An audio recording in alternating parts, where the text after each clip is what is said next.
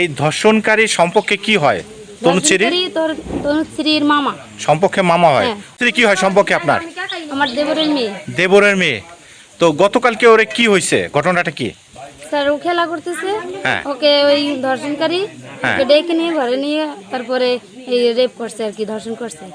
এটা ওর মা যাইয়া উদ্ধার করছে।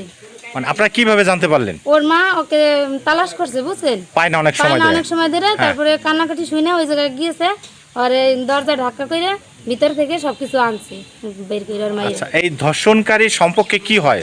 তনুশ্রী তনুশ্রীর মামা সম্পর্কে মামা হয়। হ্যাঁ। ওর বয়স কত? তনুশ্রীর বয়স 4। আর ধর্ষণকারী 16। 15 থেকে 16। হ্যাঁ, ও 16। কি স্টুডেন্ট? হ্যাঁ, নাই নবম শ্রেণী। তো এই ধর্ষণকারীর আপনারা কি শাস্তি দাবি করেন? স্যার ওর কঠিন বিচার করবেন, এরকম জানি আর কোনোদিন না করে। নরপশু এরকম ওর বিচার করবেন, যাতে চারপাশের মানুষ দেখে যেন বলতে পারে যে ভয়তে যেন কাঁপে, এমন যেন শাস্তি হয়। আপনার নাম? কামনা সরকার। কামনা সরকার। এটা কোন জায়গা? এই জায়গাটা মহিষমারি। মহিষমারি। মহিষমারি গ্রাম হচ্ছে হলো রাজুর থানা, মাদারীপুর না?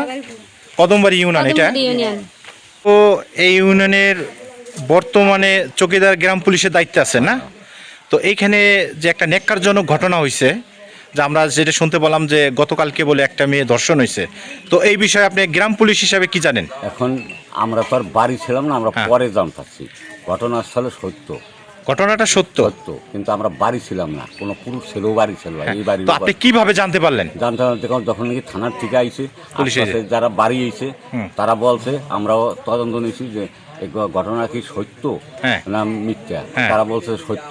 তারা ওই ছোট ছোট বাচ্চারা আছে, ওরা হ্যাঁ। ওসা কইছে যে না ঘটনা সত্য, আমরা ছিলাম, আমরা জানি।